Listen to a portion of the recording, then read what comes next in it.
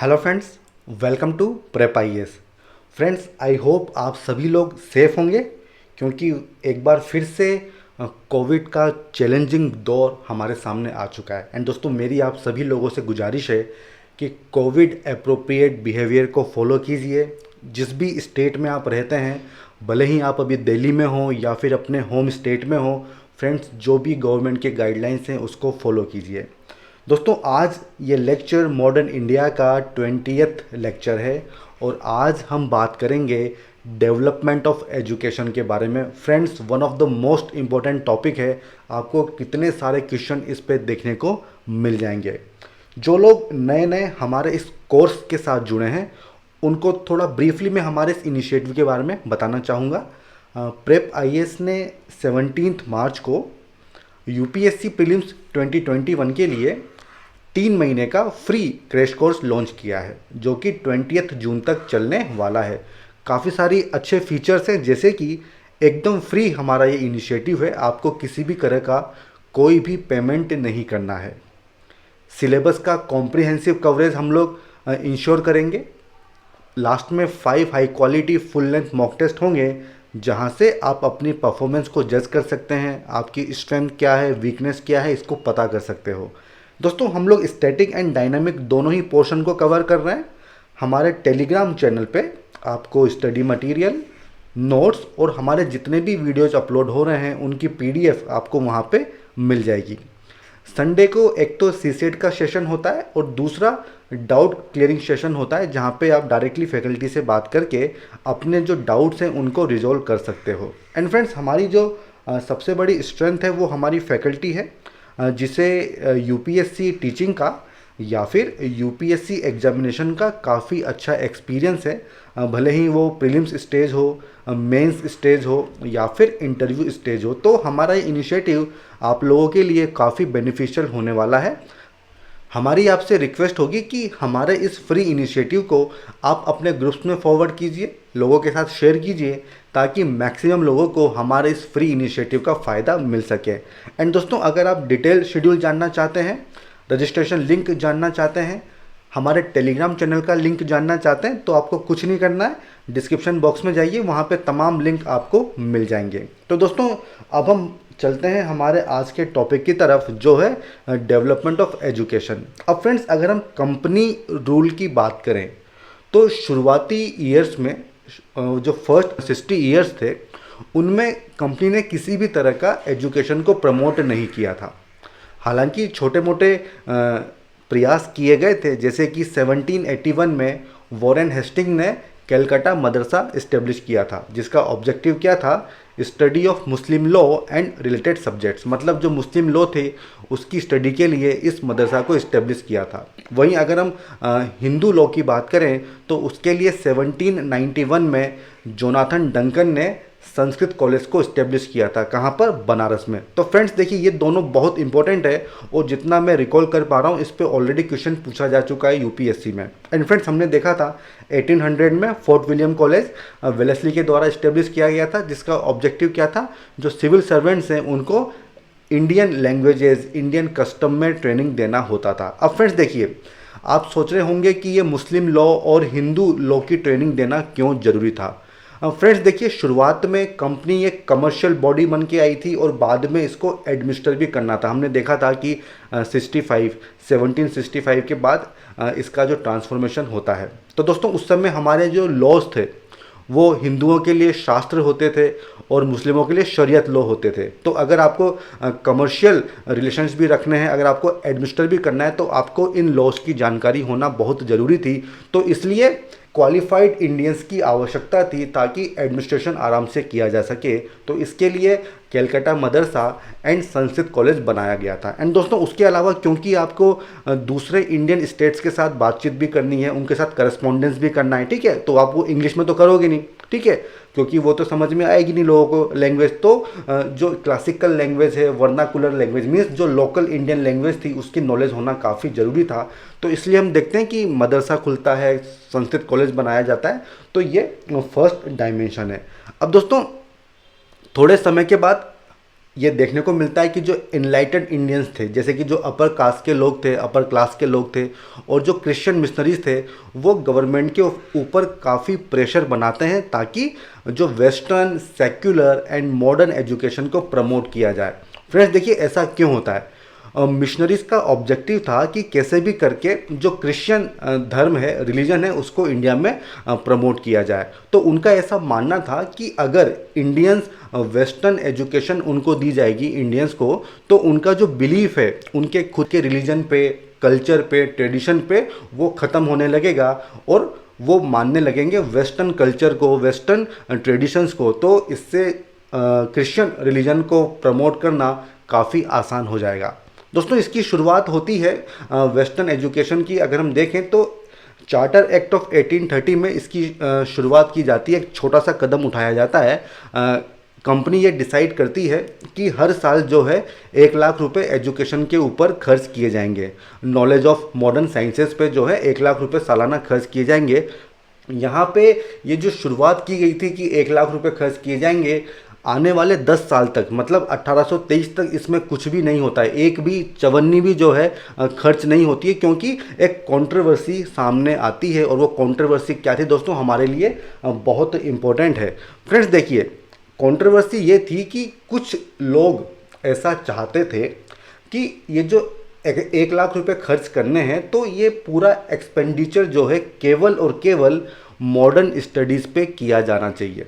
ठीक है, जो वेस्टर्न साइंसेज हैं केवल उस पर ये 1 लाख रुपए खर्च होने चाहिए। और जो लोग इस चीज़ का समर्थन कर रहे थे उनको बोला गया था एंग्लिसिस्ट, मतलब जो इंग्लिश का समर्थन कर रहे थे, इंग्लिश कल्चर का समर्थन कर रहे थे, उनको कहा गया था एंग्लिसिस्ट। एक दूसरा ग्रुप दूसरा भी था, उसका ये कहना था भाई ठीक है, जहाँ तक जॉब्स की बात है तो वेस्टर्न साइंसेज, लिटरेचर वगैरह सही है, लेकिन आपका जो मेन फोकस है वो होना चाहिए ट्रेडिशनल इंडियन लर्निंग के ऊपर। तो दोस्तों इस ग्रुप को कहा गया था ओरिएंटलिस्ट। एंड दोस्तों ओरिएंटलिस्ट कौन होते हैं? ऐसे लोग जिनको एशियन कल्चर ट्रेडिशन के बारे में नॉलेज होती है, उनको हम ओरिएंटलिस्ट कहते हैं। ठीक है फ्रेंड्स, तो ये 2 ग्रुप डिवाइड हो गए थे। इसके अलावा एक कंट्रोवर्सी ये भी थी कि जो एंग्लिसिस्ट थे, जो मॉडर्न स्टडीज़ की बात कर रहे थे, उनमें कुछ लोग चाहते थे कि ये जो जितनी भी पढ़ाई लिखाई होगी ये इंग्लिश लैंग्वेज में होनी चाहिए। ठीक है, जो मीडियम ऑफ इंस्ट्रक्शन होगा वो इंग्लिश लैंग्वेज होगा। जबकि दूसरा ग्रुप ये चाह रहा था कि नहीं भाई, इंग्लिश लैंग्वेज नहीं होनी चाहिए, वर्नाकुलर मतलब इंडियन लैंग्वेजेस होनी चाहिए, और उसी लैंग्वेज में ये सारी जो मॉडर्न स्टडीज़ हैं ये करवाई जानी चाहिए। तो दोस्तों इस तरह से 2 चीज़ों को लेके कंट्रोवर्सी होती है। सबसे पहला इशू था मीडियम ऑफ इंस्ट्रक्शन, मतलब किस माध्यम में पढ़ाई की जाएगी, और दूसरा जो इशू था, दूसरी जो कंट्रोवर्सी थी वो थी कि आपको क्या चीज़ पढ़नी है, मॉडर्न स्टडीज़ पढ़नी है या आपको इंडियन लर्निंग करनी है। तो इसको लेकर कंट्रोवर्सी होती है। एंड दोस्तों इसके चलते क्योंकि कोई डिसीजन हो नहीं पाता है, तो हम देखते हैं कि काफ़ी लंबे समय तक इस दिशा में कोई भी काम नहीं होता है। फिर ये मैटर जो है सॉल्व होता है, लॉर्ड मैकॉले के 1935 के मिनट्स होते हैं, उसमें इस कंट्रोवर्सी को रिजोल्व किया जाता है और डिसीजन लिया जाता है एंग्लिसिस्ट के फेवर में। मतलब एक तो किस चीज़ की पढ़ाई होगी, वेस्टर्न साइंसेज एंड लिटरेचर की पढ़ाई होगी। तो जो पहली जो कंट्रोवर्सी थी कि क्या पढ़ाया जाना चाहिए स्कूल कॉलेजेस में, तो वो यहाँ पे रिजोल्व होता है। और दूसरा डिसीजन लिया जाता है कि इंग्लिश लैंग्वेज में लोगों को पढ़ाया जाएगा। जो मीडियम ऑफ इंस्ट्रक्शन होगा वो इंडियन लैंग्वेज नहीं होगा बल्कि इंग्लिश लैंग्वेज होगा। ठीक है फ्रेंड्स, तो जो सेकेंड जो कंट्रोवर्सी थी वो भी यहाँ पे रिजोल्व हो जाती है। एक्चुअली जो लॉर्ड मैकॉले थे वो कौन थे? जो गवर्नर जनरल की एग्जीक्यूटिव काउंसिल थी उसमें ये लॉ मेंबर बन के ये आए थे। ठीक है फ्रेंड्स, तो इनका ये मानना था कि जो इंडियन लर्निंग है वो यूरोपियन लर्निंग के सामने काफ़ी इन्फीरियर है, मतलब उसका स्तर काफ़ी नीचे है अगर हम उसको कंपेयर करें यूरोपियन लर्निंग के सामने। तो दोस्तों उनका जो पूरा फोकस था वो यूरोपियन लर्निंग पे था, इंग्लिश लैंग्वेज पे था। तो हम देखते हैं कि ये जो 1 लाख रुपए थे ये इसी पे खर्च होते हैं, और क्योंकि अमाउंट काफ़ी कम था तो फ्यू इंग्लिश स्कूल्स जो हैं, कॉलेजेस हैं, वो खोले जाते हैं बजाय किसके, large number of elementary schools. Friends देखिए इससे नुकसान क्या हुआ था कि जो मास एजुकेशन थी उसको निगलेक्ट किया गया था। सभी लोगों को एजुकेट करने की बात नहीं की गई थी, बल्कि केवल कुछ ही इंग्लिश स्कूल्स एंड कॉलेज खोले गए थे, ताकि जो स्मॉल सेक्शन होगा अपर एंड मिडिल क्लास का, उनको ये एजुकेशन दी जा सके वेस्टर्न साइंसेज में और इंग्लिश लैंग्वेज में। फ्रेंड्स, ये बहुत इम्पॉर्टेंट है। जो लॉर्ड मैकॉले थे वो एक ऐसी क्लास क्रिएट करना चाहते थे जो कि Indian in blood and colour हो, मतलब ब्लड से और कलर से तो इंडियन हो, बट अगर हम बात करें उसके टेस्ट की, उसकी ओपिनियन की, उसके मोरल्स की, उसके इंटेलेक्चुअल की, मीन्स उसके दिमाग की, तो वो पूरी तरह से इंग्लिश होगा। तो दोस्तों, एक ऐसी नई क्लास क्रिएट करना चाहते थे जो होने में तो इंडियन थी, बट जो हर दूसरे मायनों में इंग्लिश होती थी, जो इंग्लिश लोगों का समर्थन करती थी। तो इसलिए एक छोटा सेक्शन जो अपर और मिडिल क्लास का सेक्शन था, उसी को एजुकेट करने की बात कही गई थी। अब दोस्तों देखिए, इसके पीछे क्या कारण था, क्योंकि देखिए दोस्तों, ये जो इंग्लिश लोग थे ये ऐसा चाहते थे कि जो मासेज हैं और जो गवर्नमेंट है, इनके बीच में कुछ लोग होने चाहिए जो कि इंटरप्रेटर की तरह काम करेंगे। मींस गवर्नमेंट के मैसेज को मासेस तक पहुंचाएंगे और मासेस के मैसेज को गवर्नमेंट तक पहुंचाएंगे। तो ये तो इनका पहला पॉइंट था। और दूसरा पॉइंट ये था कि हम स्मॉल सेक्शन को हम एजुकेट करेंगे, और फिर इनको ये उम्मीद थी ये फिर आगे जाके जो निचले स्तर के लोग हैं इनको ये एजुकेट करेंगे। और इस चीज़ को कहा गया था डाउनवर्ड फिल्ट्रेशन थ्योरी। फ्रेंड्स, इसको अगर मैं आपको समझाऊं, इस फनल के माध्यम से आप समझ सकते हो, ठीक है। ये डाउनवर्ड फिल्ट्रेशन थ्योरी थी। मींस अगर मान लीजिए आपने दो लोगों को एजुकेट किया, तो ये दो लोग आगे जाके कम से कम 20 लोगों को और अपना ज्ञान देंगे, ठीक है। तो इस तरह से इसको कहा गया था डाउनवर्ड फिल्ट्रेशन थ्योरी। बट दोस्तों, अगर हम रियलिटी की बात करें, वास्तविकता की बात करें, तो इस तरह से एजुकेशन का प्रसार तो नहीं होता है। लेकिन जो मॉडर्न आइडियाज़ होते हैं, जैसे कि डेमोक्रेसी, लिबर्टी, जस्टिस, इक्वलिटी, इन सब आइडियाज़ का फिल्ट्रेशन जरूर होता है। ये आइडियाज़ जो हैं मासेस तक पहुंचते हैं, लेकिन इसमें मुख्य भूमिका निभाई थी जो पॉलिटिकल पार्टीज़ थी, प्रेस था, पैम्पलेट्स होते थे, पब्लिक प्लेटफॉर्म्स होते थे। हमने देखा था कि किस तरह से जो मॉडरेट्स थे वो प्रेस का यूज़ करके एक पब्लिक ओपिनियन क्रिएट करते थे, मासेस को एजुकेट करते थे। तो इस तरह से जो डाउनवर्ड फिल्ट्रेशन थ्योरी थी, उसके माध्यम से जो मॉडर्न आइडियाज़ थे उनका प्रसार हमको मासेज में देखने को मिलता है। इसके अलावा जो लॉर्ड मैकॉले थे, उन्होंने कलकत्ता मदरसा को, बनारस संस्कृत कॉलेज को क्या कहा था? Temples of darkness. दोस्तों, बहुत इंपॉर्टेंट है, इस पे सवाल पूछा जा सकता है कि टेम्पल ऑफ डार्कनेस का क्या मतलब है। तो दोस्तों, ये तो हो गया फर्स्ट पॉइंट। दोस्तों, अगर हम मॉडर्न एजुकेशन की बात करें, तो अगर उसके हम कंटेंट की बात करें, उसके स्ट्रक्चर की बात करें, करिकुलम की बात करें कि क्या पढ़ाया जाता था, तो वो केवल कॉलोनियल इंटरेस्ट को सर्व करता था, ठीक है। लेकिन इससे एक चीज़ बेनिफिशियल क्या हुई कि जो हमारे इंडियन एजुकेटेड क्लास थी, वो उनको बेसिक लिटरेचर अवेलेबल हुआ, जिसकी वजह से वो फिजिकल और जो सोशल साइंसेस थी उसकी स्टडी करने में उनको कामयाबी हुई। और इसके चलते क्या हुआ, वो सोशल एनालिसिस करने में कामयाब हुए। अगर हम देखें, जो हमारे मॉडरेट्स थे वो इकोनॉमिक क्रिटिक थे, क्योंकि उनके पास नॉलेज थी और उनको एनालिसिस करने की पावर यहाँ से मिल गई थी। इसलिए वो ये चीज़ समझने में कामयाब हुए थे कि इंडिया की बैकवर्डनेस का जो मुख्य कारण है वो कौन है? ब्रिटिश रूल है, ठीक है फ्रेंड्स।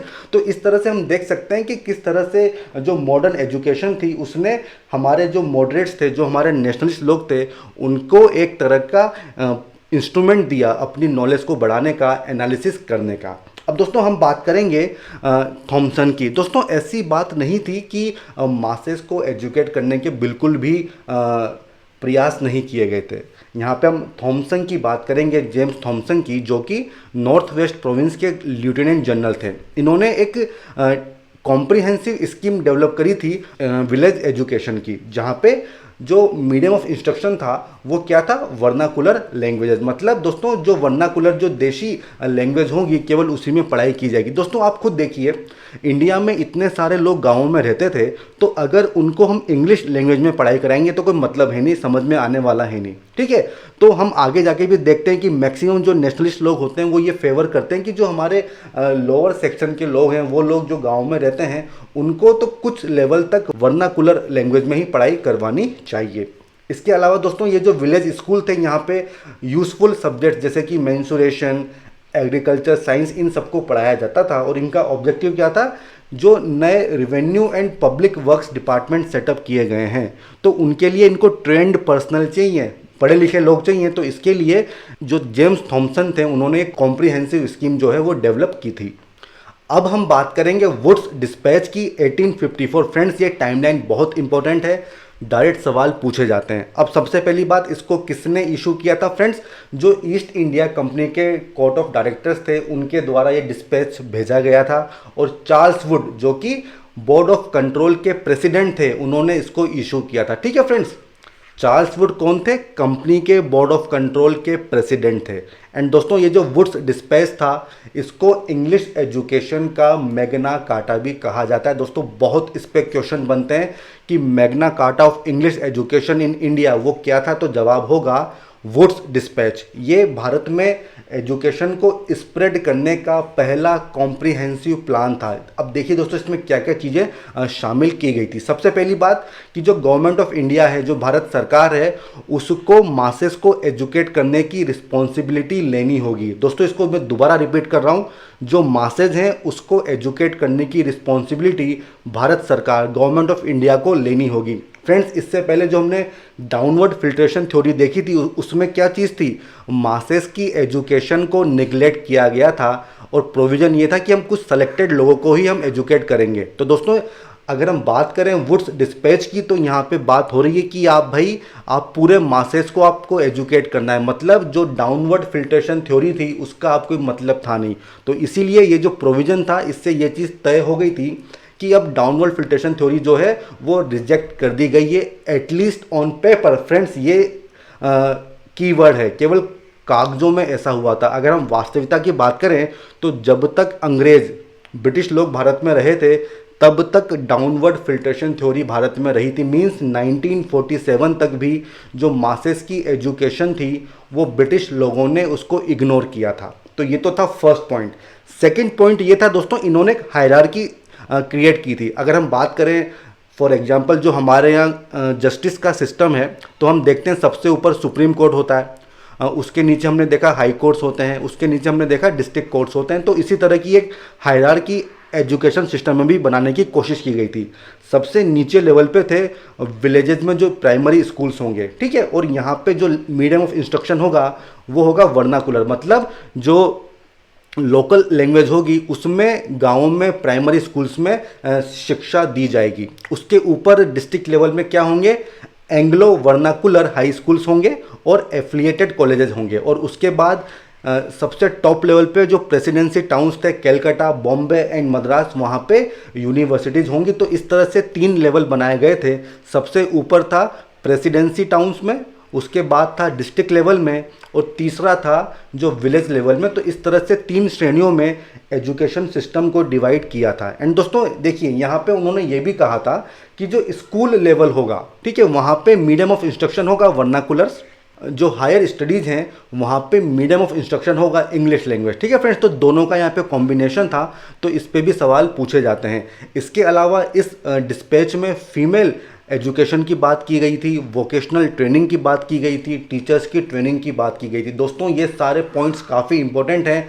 सेम के सेम पॉइंट आपको ऑप्शंस में दिख जाएंगे, मल्टीपल स्टेटमेंट्स में दिख जाएंगे, इसलिए आपको एक एक पॉइंट याद होना चाहिए। इसके अलावा जितनी भी एजुकेशन दी जाएगी वो सभी सेक्युलर होगी, किसी भी धर्म को प्रमोट नहीं किया जाएगा। इसके अलावा दोस्तों प्राइवेट स्कूल्स को भी प्रमोट किया था, उनको प्रमोट करने के लिए ग्रांट इन एड देने की बात थी। मीन्स कुछ उनको फैसिलिटी दी जाएगी, कुछ पैसा वैसा मुहैया करवाया जाएगा ताकि जो प्राइवेट स्कूल्स हैं वो भी खड़े हो सकें। अब दोस्तों जो वुड्स थे उनका ये मानना था कि इन सबसे इंडियंस का काफ़ी फ़ायदा होगा, क्योंकि ट्रेड एंड कॉमर्स में वो लोग पार्टिसिपेट कर पाएंगे, उनका इकोनॉमिक बेनिफिट होगा। दूसरी बात उनका ये भी कहना था कि अगर यूरोपियन लर्निंग मिलेगी इंडियन लोगों को तो इससे उनका जो मॉरल कैरेक्टर था वो इम्प्रूव होगा। क्योंकि फ्रेंड्स हमने आपको पहले बताया था कि यूरोपियन लर्निंग को वो सुपीरियर मानते थे, इंडियन लर्निंग को वो इन्फीरियर मानते थे। तो उनको ऐसा लगता था कि अगर इंडियंस यूरोपियन लर्निंग उनको मिलेगी तो उनका जो मॉरल कैरेक्टर है उसमें इम्प्रूवमेंट होगा। अगर हम उनको सिविल सर्वेंट बनाते हैं तो मीन्स हम उनको ट्रस्ट कर सकते हैं। ठीक है, हम उनको ट्रस्ट कर सकते हैं कि वो ब्रिटिश इंटरेस्ट को फॉलो करेंगे, उसके अपोजिशन में कोई भी काम नहीं करेंगे। तो ये सब मंशा थी वुड्स डिस्पैच के पीछे। ठीक है फ्रेंड्स, आई होप आप इस चीज़ को समझ गए होंगे। अब अगर हम इसके डेवलपमेंट की बात करें तो जितनी भी प्रोविंसेस थी उस समय, तो उसमें डिपार्टमेंट ऑफ एजुकेशन खोला जाता है 1857 में, मीन्स 3 साल के बाद ही कलकत्ता, बॉम्बे एंड मद्रास में यूनिवर्सिटीज़ खोली जाती हैं। एंड दोस्तों हमने पहले भी देखा था 1849 में बेथुने स्कूल बनता है कलकत्ता में, जिसमें मोस्टली गर्ल्स एजुकेशन की बात होती है। ठीक है फ्रेंड्स, अगर हम टेक्निकल एजुकेशन की बात करें तो बिहार में एग्रीकल्चर इंस्टीट्यूट एट पूसा उसकी स्थापना होती है, रुड़की में इंजीनियरिंग कॉलेज बनाया जाता है। तो दोस्तों ये सब उसके बाद के डेवलपमेंट होते हैं। अब दोस्तों देखिए, जब क्राउन 1858 के बाद टुक ओवर कर लेता है, पूरा कंट्रोल अपने हाथ में ले लेता है, तो उसके बाद काफ़ी सारे कमिटीज़ और कमीशन बनाए जाते हैं एजुकेशन को लेके। दोस्तों ये सारे कमीशन हमारे लिए बहुत इंपॉर्टेंट है, क्योंकि डायरेक्ट क्वेश्चन पूछा जाता है हंटर एजुकेशन कमीशन ये कब बनाया गया था, इसका संबंध किससे था। फ्रेंड्स हमने एक हंटर कमीशन पहले भी देखा था, आप हमें बताइए कि उसका संबंध किससे था, हंटर कमेटी या फिर हंटर कमीशन। ये दूसरा है जो कि 1882-83 में बनाया गया था। फ्रेंड्स देखिए इसका ऑब्जेक्टिव क्या था, इसको हम थोड़ा ब्रीफ में देखेंगे, क्योंकि इससे इतने क्वेश्चन नहीं पूछे जाएंगे। आपको केवल ये पता होना चाहिए कि हंटर कमीशन जो है वो किस ईयर में इसको इस्टेब्लिश किया गया था और इसका पर्पस क्या था। इसका पर्पस ये था कि जो वुड्स डिस्पैच आया था 1854 में, उसकी प्रोग्रेस को रिव्यू करना था। इसके लिए इस कमीशन को बनाया गया था और इसने अपने आप को मोस्टली प्राइमरी और सेकेंडरी एजुकेशन तक ही कन्फाइंड रखा था, मतलब इसने हायर स्टडीज़ की बात नहीं की थी। और देखिए इसने क्या रिकमेंडेशन दी थी, सबसे पहले कि प्राइमरी एजुकेशन को प्रमोट करने के लिए गवर्नमेंट का रोल काफ़ी अहम है। दूसरा पॉइंट ये था कि जो प्राइमरी एजुकेशन है वो वर्नाकुलर लैंग्वेज में ही देनी चाहिए। तीसरी बात ये थी कि जो प्राइमरी एजुकेशन का कंट्रोल है वो डिस्ट्रिक्ट एंड म्यूनिसिपल बोर्ड्स को दिया जाना चाहिए, मतलब यहाँ पे डिसेंट्रलाइजेशन की बात हो रही है। ठीक है फ्रेंड्स, तो इस तरह से ये इसकी रिकमेंडेशन थी। आपका इस पे ज़्यादा फोकस नहीं होना चाहिए, मैं फिर से कह रहा हूँ, क्योंकि जो सवाल बनेगा वो बनेगा कमेटी के नाम के ऊपर और ईयर के ऊपर, एंड अगर किस्मत कुछ ज़्यादा ही ख़राब होगी तब जाके ये प्रोविजंस पूछे जा सकते हैं। ठीक है फ्रेंड्स, तो इसलिए मेरी तो जिम्मेदारी है कि मैं आपको हर पॉइंट बताऊं, बाकी आप अपने हिसाब से तय कीजिएगा। ठीक है फ्रेंड्स, इसके अलावा इन्होंने ये भी कहा था कि फीमेल एजुकेशन को लेके काफ़ी इनएडिक्वेट फैसिलिटीज़ हैं एंड उस दिशा में हमको कुछ काम करना चाहिए। तो ये तो था हंटर एजुकेशन कमीशन और इसका ईयर था 1882 से लेके 83 के बीच में। इसके बाद आता है 1904 का इंडियन यूनिवर्सिटीज़ एक्ट। दोस्तों ये ऑलरेडी हमें क्वेश्चन में हमने काफ़ी डिटेल में डिस्कस किया था, इसको मैं फिर से रिपीट कर रहा हूँ ताकि आपका रिवीजन भी हो जाए। दोस्तों देखिए, जो उस समय के जो ब्रिटिश गवर्नमेंट थी उसको ऐसा लग रहा था कि जितने भी कॉलेज हैं यहाँ, इनमें सब में लोगों को नेशनलिस्ट एक्टिविटीज़ में शामिल होने के लिए ट्रेनिंग दी जाती है, रिवोल्यूशनरी एक्टिविटीज़ सिखाई जाती है। तो इसलिए वो कंट्रोल करना चाहते थे यूनिवर्सिटीज़ को। उनका ये कहना था कि दिन ब दिन इनकी क्वालिटी में गिरावट हो रही है, और इस चीज़ से जो हमारे नेशनलिस्ट थे वो भी सहमत थे कि हाँ भाई क्वालिटी तो गिर रही है। बट उन्होंने जो पूरे आरोप थे वो लगाए थे गवर्नमेंट के ऊपर कि भाई तुम बिल्कुल भी प्रयास नहीं कर रहे हो, किस चीज़ के लिए, जो इलिटरेसी है उसको इरेडिकेट करने के लिए, उसको दूर करने के लिए आप बिल्कुल भी प्रयास नहीं कर रहे हो। तो इसके चलते 1902 में कमीशन इस्टेब्लिश किया जाता है जिसका नाम था रेले कमीशन। ठीक है फ्रेंड्स, ये बहुत इंपॉर्टेंट है, इस पर सवाल पूछा जा सकता है कि रेले कमीशन का संबंध किससे था, किस ईयर में इसको बनाया गया था। एंड दोस्तों इसकी जो रिकमेंडेशन थी उसके आधार पे इंडियन यूनिवर्सिटीज़ एक्ट 1904 लाया गया था, जिसके माध्यम से इंडियन यूनिवर्सिटीज़ प्राइवेट यूनिवर्सिटीज़ पे गवर्नमेंट का कंट्रोल बढ़ गया था। ये जो कमीशन था इसका ऑब्जेक्टिव ये था कि जो भी इंडिया की यूनिवर्सिटीज़ हैं उनकी क्या कंडीशन है, ठीक है, और उनकी कंडीशन में किस तरह से इम्प्रूवमेंट लाया जा सकता है, वो सब चीज़ें इसको देखनी थी। इन्होंने ये कहा था कि भाई जो यूनिवर्सिटीज़ हैं उनमें हमको रिसर्च पे ज़्यादा अटेंशन देना होगा। फ्रेंड्स ये तो हम आज भी बोलते हैं कि जो हमारी यूनिवर्सिटीज़ हैं वहाँ पे हमको रिसर्च डेवलपमेंट पे ज़्यादा फोकस करना चाहिए, बट ये तब भी नहीं था और ये आज भी नहीं है। ठीक है, एंड दोस्तों आप जानते हैं कि इससे जो पावर थी गवर्नमेंट की वो बड़ी थी यूनिवर्सिटीज़ को लेके, और वो हम यहाँ पे देख भी सकते हैं कि गवर्नमेंट के पास वीटो पावर आ गई थी, जिसके माध्यम से जो यूनिवर्सिटी की सीनेट थी उसके किसी भी रेगुलेशन को गवर्नमेंट ओवर रूल कर सकती थी। ठीक है, इसके अलावा जो प्राइवेट कॉलेज थी उस पर भी गवर्नमेंट का कंट्रोल बढ़ा था। एंड दोस्तों जो कांग्रेस थी उन्होंने इसको क्रिटिसाइज़ किया था। जो गोपाल कृष्ण गोखले थे उन्होंने कहा था कि ये रेट्रोग्रेड मेजर है। दोस्तों ये सवाल बन सकता है कि किस चीज़ को गोपाल कृष्ण गोखले ने रेट्रोग्रेड मेजर कहा था, तो आपका जवाब होगा इंडियन यूनिवर्सिटीज़ एक्ट ऑफ 1904। दोस्तों इसके बाद आता है government resolution on education policy 1913, ये भी इंपॉर्टेंट है। दोस्तों इससे पहले 1906 में जो बड़ौदा स्टेट होता है, जो कि काफ़ी एक प्रोग्रेसिव स्टेट था, उन्होंने अपनी टेरिटरी में कंपलसरी प्राइमरी एजुकेशन इंट्रोड्यूस की थी, और इसी चीज़ की डिमांड जो हमारे नेशनल लीडर थे वो ब्रिटिश गवर्नमेंट से भी कर रहे थे।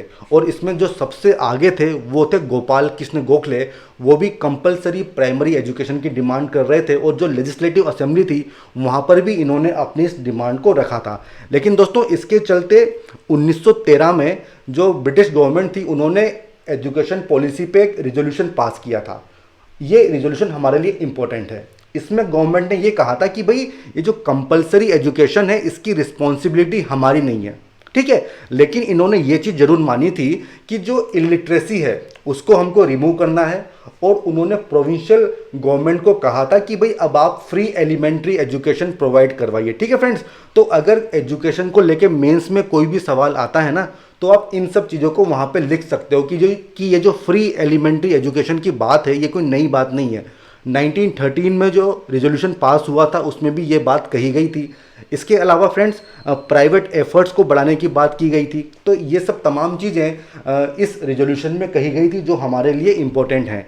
फ्रेंड्स इसके बाद आता है सैडलर यूनिवर्सिटी कमीशन, और ये कब इस्टेब्लिश हुआ था? 1917 से 1919 के बीच में। दोस्तों ये टाइमलाइन हमारे लिए इंपॉर्टेंट है, और इस कमीशन का नाम हमारे लिए जरूरी है। दोस्तों देखिए वहाँ पे सैडलर यूनिवर्सिटी कमीशन के नाम से क्वेश्चन नहीं आएगा, वहाँ पे आपको सैडलर कमीशन के नाम से क्वेश्चन आएगा, ताकि आप थोड़ा कंफ्यूज हो जाए। ठीक है फ्रेंड्स, तो ये सब चीज़ें आपको याद रखनी होगी। और ये जो कमीशन था इसका मेन ऑब्जेक्टिव था कैलकाटा यूनिवर्सिटी में जो भी प्रॉब्लम्स हो रही हैं उसको स्टडी करना है, और उसकी रिपोर्ट आपको सबमिट करनी है। ठीक है फ्रेंड्स, तो इतना ही हमारे लिए जानना जरूरी है। सैडलर कमीशन 1917 से 1919 के बीच में आया था। अब फ्रेंड्स इसके बाद दूसरी थी हर्टोग कमेटी, और ये आई थी 1929 के बीच में। दोस्तों ये इंपॉर्टेंट है। दोस्तों इस कमेटी का ये मानना था कि जिस तरह से रैपिड ग्रोथ हो रही है प्राइमरी एजुकेशन में, तो उससे क्वालिटी में काफ़ी गिरावट हो रही है। तो इन्होंने ये कहा था कि भाई हमें ज़्यादा एक्सपेंशन पे ध्यान नहीं देना चाहिए, केवल जो डिजर्विंग स्टूडेंट हैं उन्हीं को हमको हाई स्कूल में ट्रांसफ़र करना चाहिए, बाकी जो एवरेज स्टूडेंट्स हैं उनको हमको डाइवर्ट कर देना है क्लास 8th के बाद, कहाँ पे? वोकेशनल कोर्सेज में, ताकि वो लाइवलीहुड के मीन्स वगैरह सीख सकें। ठीक है फ्रेंड्स, तो केवल इतना हमें याद रखना होगा कि जिस तरह से तेज़ी से नंबर बढ़ रहे हैं उससे क्वालिटी अफेक्ट हो रही है। तो इसने ये कहा था कि भाई हमको इतनी जल्दबाजी में एक्सपेंशन नहीं करना है। अगर कोई एवरेज स्टूडेंट है तो हमें केवल वोकेशनल कोर्सेज की बात करनी है क्लास 8th के बाद में। तो ये थी हर्टोग कमेटी 1929 की। फ्रेंड्स अब हम बात करेंगे Wardha scheme of basic education की। One of the most important part है ये इस चैप्टर का। कब हुआ था? 1937 में। दोस्तों देखिए इस समय काफ़ी सारी प्रोविंसेस में कांग्रेस की गवर्नमेंट थी, ठीक है, तो कांग्रेस ही एक मीटिंग, एक कॉन्फ्रेंस को ऑर्गेनाइज करती है, नेशनल कॉन्फ्रेंस ऑन एजुकेशन, और ये हुई थी वर्धा में अक्टूबर 1937 में। ठीक है फ्रेंड्स, तो यहाँ पे जाकिर हुसैन कमेटी एक बनती है, और ये कमेटी एक बेसिक एजुकेशन का प्लान तैयार करती है। ठीक है फ्रेंड्स, ये बहुत इंपॉर्टेंट है, इस पर काफ़ी क्वेश्चन बनते हैं। अब ये जो प्लान था देखिए इसमें क्या था, इसका मोटो था लर्निंग थ्रू एक्टिविटी। फ्रेंड्स ये हमने जब गांधी जी अफ्रीका में थे वहाँ पर भी हमने टॉल्स्टॉय फॉर्म में देखा था कि गांधी जी ये मानते थे कि लर्निंग के साथ साथ एक्टिविटी, जो लाइवलीहुड मीन्स हैं वो भी आदमी को सीखने चाहिए, ठीक है, तभी वो सेल्फ सफिशिएंट बनेगा। तो दोस्तों यही मोटो था Wardha scheme of basic education का, लर्निंग थ्रू एक्टिविटी। जो गांधी जी थे उनका ये मानना था कि ये जो वेस्टर्न एजुकेशन है इसने केवल कुछ ही लोगों को एजुकेट किया है, और इससे हुआ क्या है कि जो एजुकेटेड लोग हैं और जो मासेज हैं उनके बीच में दूरियां काफ़ी बड़ी हैं। और इसके अलावा जो एलीट लोग हैं, जो पढ़े लिखे लोग हैं, वो इनइफेक्टिव बन गए हैं। तो गांधी जी काफ़ी क्रिटिसाइज़ करते थे वेस्टर्न एजुकेशन को। तो उनका ये मोटो था कि भाई लर्निंग थ्रू एक्टिविटी होनी चाहिए, लोगों को पढ़ाई के साथ साथ रोज़गार भी सिखाया जाना चाहिए। तो इसके लिए सिलेबस में हैंडीक्राफ्ट उनका एक बेसिक इंटीग्रल पार्ट था सिलेबस का। ठीक है, इस स्कीम में ये कहा गया था कि जो शुरू के जो 7 साल होंगे स्कूलिंग के, ठीक है, फर्स्ट 7 ईयर्स ऑफ स्कूलिंग, वो free and compulsory nation wide education system होगा। मतलब सभी लोगों को फ्री एंड कंपलसरी एजुकेशन दी जाएगी। दोस्तों देखिए, फिर से ये बहुत इंपॉर्टेंट है, मेंस में अगर क्वेश्चन आता है एजुकेशन के ऊपर तो आप इन सबको वहाँ पे कोट कर सकते हो। एंड दोस्तों ये जो सिस्टम होगा, इसमें मदर टंग में शिक्षा दी जाएगी। ठीक है, एजुकेशन का मीडियम क्या होगा? मदर टंग, जो भी भाषा वहाँ पे चलती है उसमें ही पढ़ाई लिखाई करवाई जाएगी। इसके अलावा क्लास 2 से अगर हम क्लास 7 की बात करें तो उसमें हिंदी में टीचिंग होगी, और क्लास 8 के बाद इंग्लिश लैंग्वेज में पढ़ाई की जाएगी। ठीक है फ्रेंड्स, इसके अलावा जो भी स्कूल होगा उसके आसपास की जो कम्युनिटी होगी उससे कांटेक्ट रखा जाएगा, सोशल सर्विस वगैरह करवाई जाएगी। ठीक है फ्रेंड्स, तो ये सब चीज़ें थी इस Wardha scheme of basic education में। लेकिन दोस्तों ज़्यादा कुछ डेवलपमेंट होता नहीं है, क्योंकि हम देखते हैं कि जैसे सेकेंड वर्ल्ड वॉर शुरू होती है, जो कांग्रेस की मिनिस्ट्रीज होती हैं वो रिजाइन कर देती हैं, तो उनका ये जो प्लान होता है ये प्लान का प्लान ही रह जाता है। इसमें ज़्यादा कुछ डेवलपमेंट हमको देखने को नहीं मिलता है। अब दोस्तों अगर हम आपकी न्यू एनसीईआरटी की बात करें तो उसमें 2 एडिशनल टॉपिक मुझे दिखे। एक तो था शांति निकेतन और दूसरा था पाठशाला, जो शुरुआत में गाँव में होती थी पाठशाला, उसका डिटेल डिस्क्रिप्शन वहाँ पे दिया हुआ है। तो हो सकता है क्वेश्चन बन जाए, तो इसलिए उन दोनों टॉपिक्स को मैंने यहाँ पे कवर किया है। ये जो शांति निकेतन था इसको टैगोर ने 1901 में स्टार्ट किया था। दोस्तों टैगोर का ये मानना था कि एक अच्छा स्कूल वो है जहाँ पे स्टूडेंट्स हैप्पी हैं, खुश हैं, ठीक है, क्रिएटिविटी उनकी डेवलप हो। उनको वो 4 दीवारी वाले स्कूल पसंद नहीं आते थे। ठीक है, उनका ऐसा मानना था कि स्कूल तो ऐसे होने चाहिए जहाँ पे कोई स्टूडेंट अपने थॉट्स को डेवलप कर सके। ठीक है, वो ब्रिटिश का जो स्कूलिंग सिस्टम था उसको बिल्कुल भी पसंद नहीं करते थे। उनका ऐसा मानना था कि केवल नेचुरल एनवायरनमेंट में ही जो क्रिएटिव लर्निंग है वो प्रमोट हो सकती है, और इसके लिए उन्होंने जो अपना शांति निकेतन था वो कलकत्ता से 100 किलोमीटर दूर उसको इस्टेब्लिश किया था, ताकि एक नेचुरल एनवायरनमेंट बच्चों को मिल सके। ठीक है फ्रेंड्स, अगर हम गांधी की बात करें, थोड़ा सा डिफरेंस हमको यहाँ देखने को मिलता है गांधी और टैगोर में।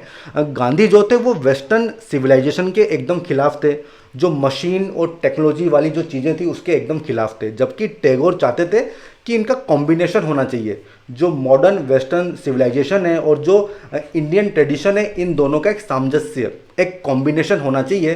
तो यहाँ पे हमको एक थोड़ा सा डिफरेंस देखने को मिलता है। शांति निकेतन में आर्ट, म्यूजिक, डांस के अलावा साइंस और टेक्नोलॉजी की पढ़ाई भी होती थी। तो ये भी सवाल पूछा जा सकता है। ठीक है फ्रेंड्स, तो ये कुछ इंपॉर्टेंट पॉइंट्स थे जो मुझे लगे कि मुझे आपको बताने चाहिए। फ्रेंड्स अब हम बात करेंगे 1944 के सार्जेंट प्लान ऑफ एजुकेशन की। दोस्तों बहुत इंपॉर्टेंट है, क्योंकि इसने भी एजुकेशन को डिफरेंट स्टेजेस में डिवाइड किया था। सबसे पहली चीज़ थी 3 से 6 साल के बच्चों के लिए प्री प्राइमरी एजुकेशन। दोस्तों देखिए, ये आज भी काफ़ी हॉट टॉपिक होता है, प्री प्राइमरी एजुकेशन। तो अगर कोई क्वेश्चन आता है मेंस में तो आप सार्जेंट प्लान को लिंक कर सकते हो। इसके अलावा 6 to 11 ईयर्स जो एज ग्रुप है उसके लिए free universal compulsory elementary education की इसने रिकमेंड किया था। 11 to 17 ईयर्स के लिए जो हायर सेकेंडरी या फिर जो हाई स्कूल एजुकेशन है उसके लिए इसने रिकमेंड किया था, और उसके बाद 3 साल का यूनिवर्सिटी कोर्स। ठीक है फ्रेंड्स, तो इस तरह से 3-4 स्टेजेस में इन्होंने पूरे एजुकेशन सिस्टम को डिवाइड किया था। एंड दोस्तों इनका ऑब्जेक्टिव ये था कि जो लेवल इंग्लैंड में एजुकेशन सिस्टम का है वही लेवल हमको इंडिया में अगले 40 सालों में क्रिएट करना है। तो ये ऑब्जेक्टिव था सर्जेंट प्लान ऑफ एजुकेशन का। फ्रेंड्स अब हम बात करेंगे डेवलपमेंट ऑफ टेक्निकल एजुकेशन की। हालांकि ज़्यादा कुछ काम इस क्षेत्र में हुआ नहीं था, लेकिन जितना भी हुआ था वो हमें याद होना चाहिए। रुड़की में 1847 में इंजीनियरिंग कॉलेज बना था, जो अभी IIT रुड़की है। ठीक है, दूसरा है 1856 में कलकत्ता में कॉलेज ऑफ इंजीनियरिंग की स्थापना होती है। अगर हम मेडिकल कॉलेज की बात करें तो 1835 में कलकत्ता में मेडिकल कॉलेज इस्टेब्लिश होता है। फ्रेंड्स अब हम बात करेंगे एजुकेशन की पॉलिसी का इवेल्युएशन। सबसे पहले इसमें हम बात करेंगे कि ये जो भी पॉलिसी थी ब्रिटिश लोगों की, इसको किन किन फैक्टर्स ने इन्फ्लुएंस किया था। पहला पॉइंट तो हम ऑलरेडी देख चुके हैं कि जो क्रिश्चियन मिशनरीज थे, एनलाइटन इंडियंस थे, उन्होंने मॉडर्न एजुकेशन को फेवर किया था। दूसरा पॉइंट दोस्तों काफ़ी इंपॉर्टेंट है। देखिए, ब्रिटिश लोगों को इंडिया में एक तो कमर्शियल नीड्स थी उनकी, उनका बिजनेस कंसर्न था। दूसरा, उनको एडमिनिस्ट्रेशन भी चलवाना था। तो फ्रेंड्स, जहाँ तक एडमिनिस्ट्रेशन की बात है, तो जो अपर पोस्ट थी, जो हायर पोस्ट थी, वो तो इन्होंने ब्रिटिश लोगों के लिए रिजर्व कर रखी थी। बट काफ़ी बड़ी मात्रा में सबॉर्डिनेट पोजीशंस भी थी, जिनमें अगर ये इंग्लिश लोगों को रिक्रूट करते तो काफ़ी पैसा देना पड़ता, क्योंकि वहाँ पे सैलरी ज़्यादा होती थी। तो इन्होंने ये सोचा कि क्यों ना हम इंडियंस को ही थोड़ी बहुत पढ़ाई लिखाई करवा दें और उनको हम ज्वाइन करवा दें सबॉर्डिनेट पोस्ट में, तो इससे हमारा पैसा भी काफ़ी बच जाएगा। तो दोस्तों, ये इनका मुख्य पर्पज़ था और इसके लिए इन्होंने इंग्लिश मीडियम पे सबसे ज़्यादा फोकस किया था, ताकि वो गवर्नमेंट और जो मासेज हैं उसके बीच में ब्रिज बन के सामने आएंगे। दोस्तों, हमने देखा था कि ब्रिटिश गवर्नमेंट की जितनी भी पॉलिसी थी, उनका मेन मोटिव था इंपीरियल इंटरेस्ट को प्रमोट करना। और ये भी हम देखते हैं एजुकेशन पॉलिसी में, क्योंकि इंग्लिश मीडियम को यहाँ पे चुना गया था। इसके अलावा दोस्तों, उनका ये भी मानना था कि अगर इंडियंस पढ़ लिख जाएंगे, ठीक है, तो उनकी मदद से इंडिया में मार्केट एक्सपेंड होगा। ठीक है फ्रेंड्स, क्योंकि अगर इंडियंस को ब्रिटिश या वेस्टर्न कल्चर की आदत पड़ जाएगी, ट्रेडिशन की आदत पड़ जाएगी, तो ये जो मार्केट होगा ये काफ़ी अच्छे से डेवलप हो जाएगा। ठीक है फ्रेंड्स, तो ये इनका थर्ड पॉइंट था। फ्रेंड्स, इसके अलावा वेस्टर्न एजुकेशन को इसलिए भी प्रमोट किया गया था क्योंकि देखिए, वेस्टर्न एजुकेशन में ये बताया गया था कि जो ब्रिटिश लोग हैं वो काफ़ी अच्छे हैं, उनका कल्चर, उनका ट्रेडिशन काफ़ी अच्छा है, तो इससे जो इंडियंस होंगे वो ब्रिटिश रूल को मानने लग जाएंगे। तो इसके लिए भी वेस्टर्न एजुकेशन को यहाँ पे प्रमोट किया गया था। एंड दोस्तों, जहाँ तक इंडियन लर्निंग की बात है, जो ट्रेडिशनल सिस्टम की बात है, उसको कोई सपोर्ट नहीं मिलता है, तो ग्रेजुअली उसका डिक्लाइन हो जाता है। एंड दोस्तों, 1844 में हम लोग देखते हैं कि जो गवर्नमेंट एम्प्लॉयमेंट था, उसको केवल उन लोगों के लिए सीमित कर दिया जाता है जिनको इंग्लिश की नॉलेज होती है। एंड दोस्तों, आप जानते हैं, अगर आप कितना भी पढ़ाई कर लें, अगर आपकी नौकरी नहीं लग रही है तो आप उस पढ़ाई को नहीं करना चाहेंगे। ठीक है, तो जब आपको पता है कि इंग्लिश की नॉलेज आपके लिए होना काफ़ी ज़रूरी है, तभी आपको गवर्नमेंट की नौकरी मिलेगी, एक सरकारी नौकरी मिलेगी, तो इसलिए भी लोग काफ़ी भागे थे वेस्टर्न एजुकेशन की तरफ। पर दोस्तों, इसका एक नेगेटिव पॉइंट ये था कि जो मास एजुकेशन थी उसको कंप्लीटली निगलेक्ट किया गया था। अगर मैं आपको फैक्ट बताऊं तो 1911 में 84% लोग इलिटरेट थे, मतलब पढ़े लिखे नहीं थे, अनपढ़ लोग थे 84%।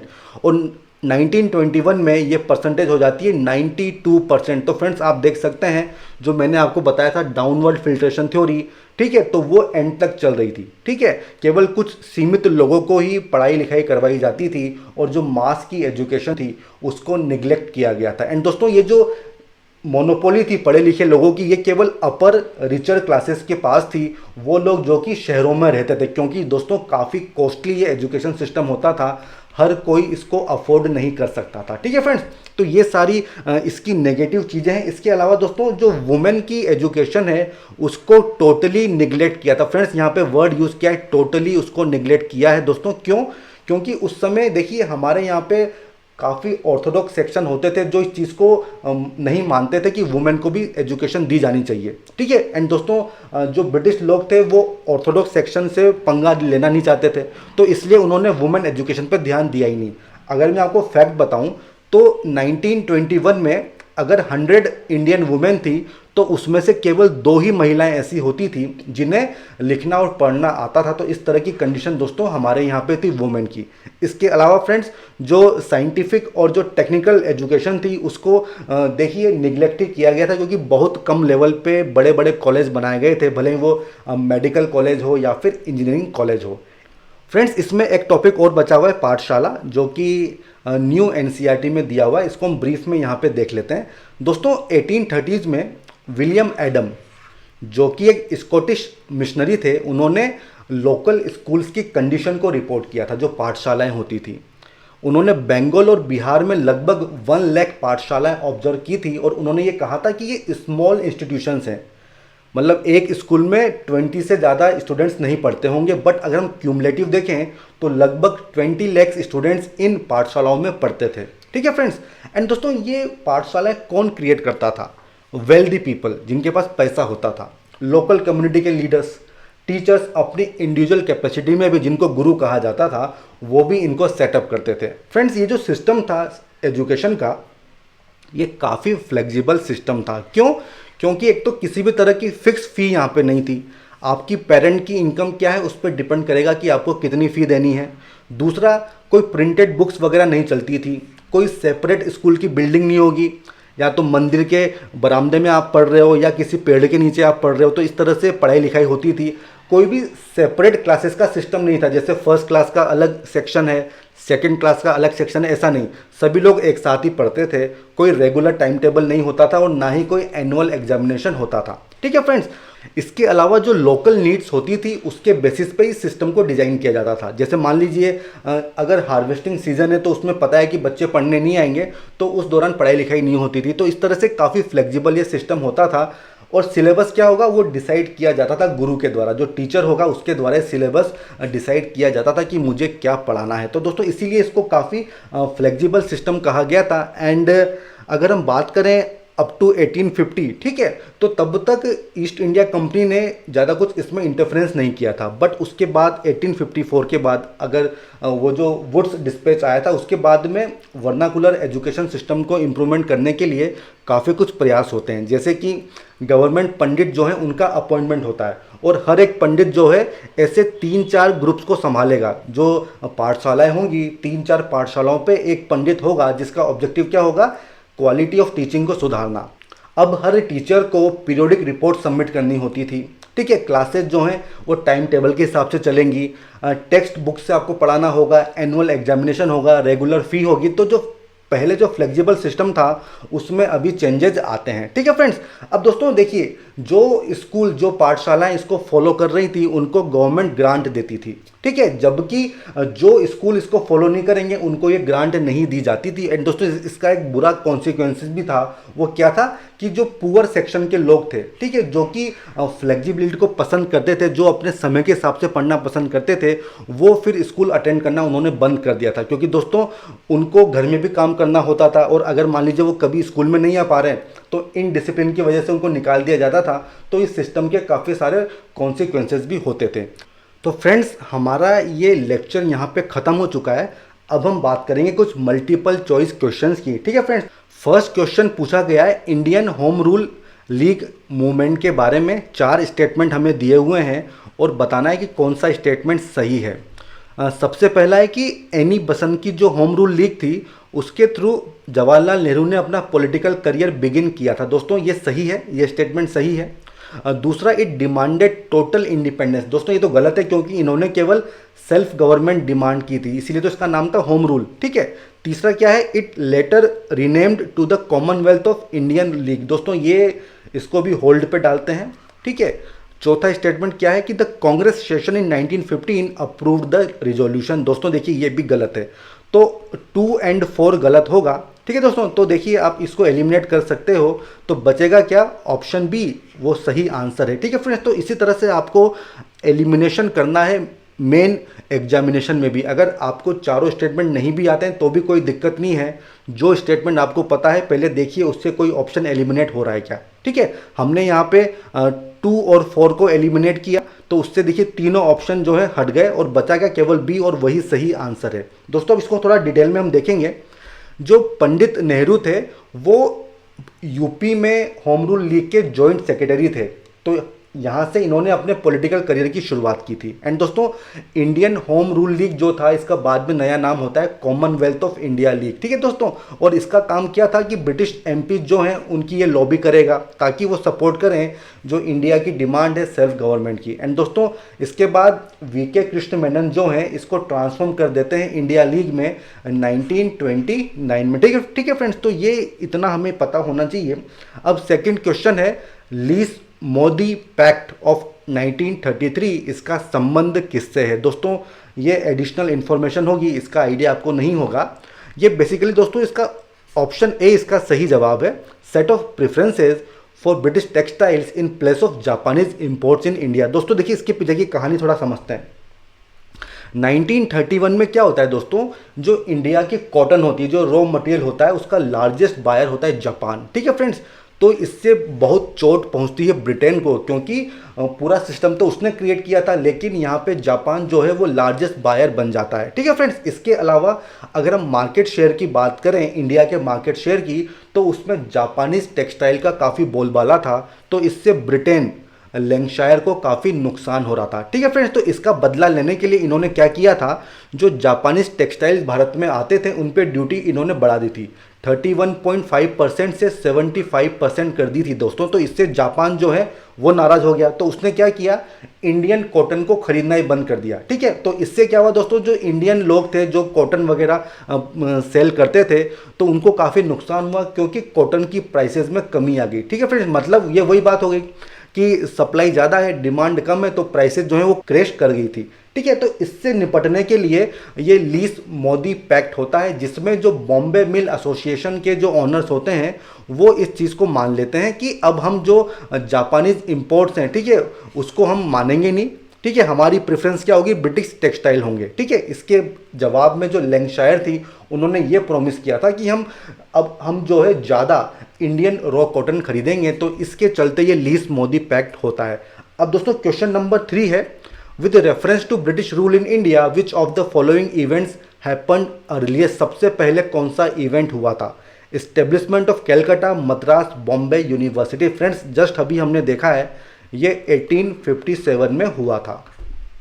दूसरा है सिविल सर्विस की जो एज है वो कम कर दी गई थी 19 ईयर्स। दोस्तों जहाँ तक मुझे याद है ये 1878 के आसपास हुआ था मेरे ख्याल से। ठीक है, फर्स्ट ऑल इंडिया सेंसस दोस्तों ये हुआ था 1872 में।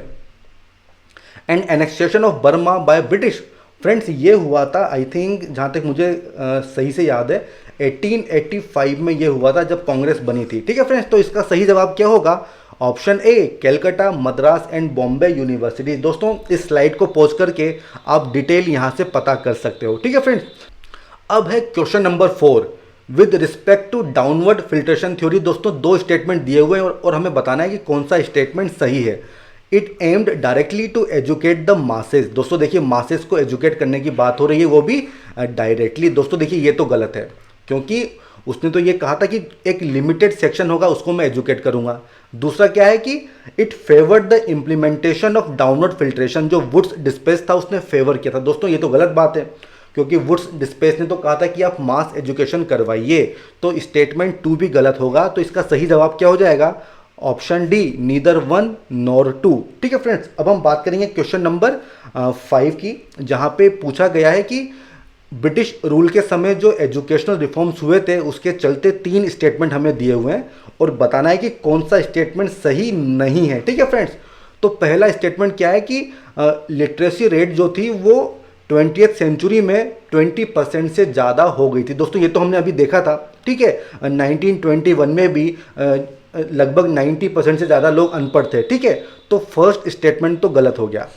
दूसरा क्या है, special emphasis was given of girls education. दोस्तों उसको तो कंप्लीटली निगलेक्ट किया था, तो स्टेटमेंट 2 भी गलत है।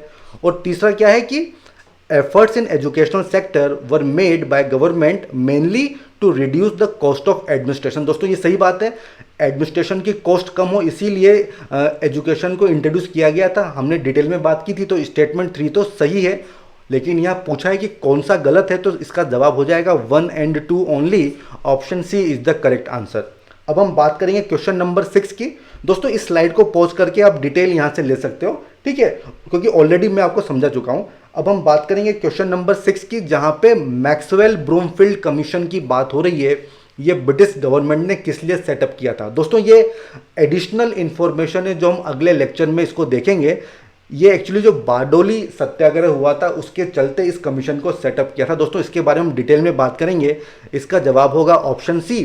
ठीक है, बारडोली सत्याग्रह में इस कमीशन को इस्टेब्लिश किया था, इसका नाम आपको पता होना चाहिए, मैक्सवेल ब्रूमफील्ड कमीशन। ठीक है दोस्तों, अब हम बात करेंगे क्वेश्चन नंबर 7 की, जहां पे पूछा गया है बर्लिन कमेटी के बारे में कि इंडियन फ्रीडम स्ट्रगल के कंटेक्स्ट में बर्लिन कमेटी जो है उसको कौन डिस्क्राइब करता है। दोस्तों इसका सही जवाब होगा option c, it was an organization for revolutionary activities set up by Champak Raman Pillai. दोस्तों इंपॉर्टेंट है हमारे लिए, आप इसको नोट्स में मेंशन कीजिएगा। Berlin committee Champak Raman Pillai. दोस्तों जो वीरेंद्र नाथ चट्टोपाध्याय थे, हमने देखा था बर्लिन में वो काफ़ी एक्टिव थे, तो उन्होंने हेल्प की थी चंपक रमन पिल्लई की बर्लिन कमेटी को फॉर्म करने के लिए, और इसका ऑब्जेक्टिव क्या था, जो रिवोल्यूशनरी एक्टिविटीज़ थी उसको कैरी आउट करना। ठीक है फ्रेंड्स, तो ये इतना हमारे लिए जानना काफ़ी है।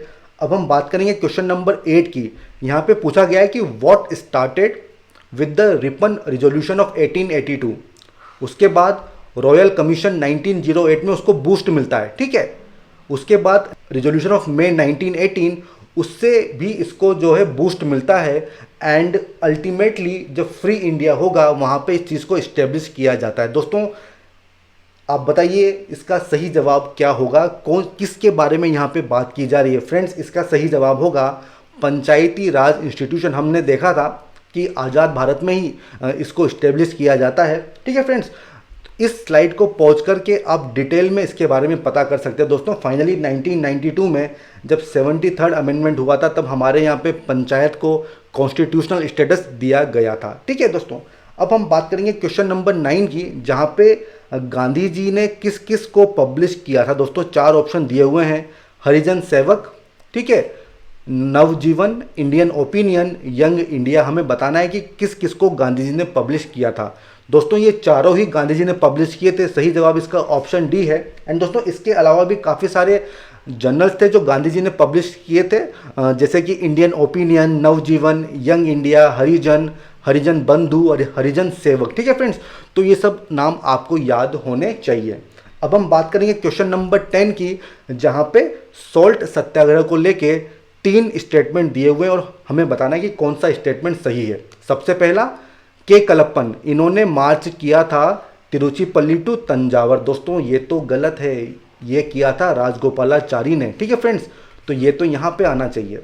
दूसरा स्टेटमेंट क्या है, राजगोपालाचारी ऑर्गेनाइज सॉल्ट मार्चेज इन मालाबार रीजन। दोस्तों केरला में तो के केलप्पन थे। ठीक है, तो ये इन्होंने एक्चुअली उलट दिया है, तो ये सही होगा इसके लिए, तो ये स्टेटमेंट भी गलत है।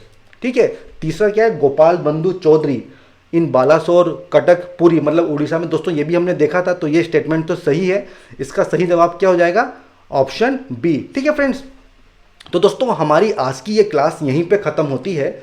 आई होप आपको ये लेक्चर पसंद आया होगा। अगर आपका कोई सजेशन हो तो आप कमेंट सेक्शन में मुझे बता सकते हैं। दोस्तों हम फिर मिलेंगे एक नए वीडियो के साथ, नए लेक्चर के साथ। तब तक के लिए दोस्तों गुड बाय, थैंक यू।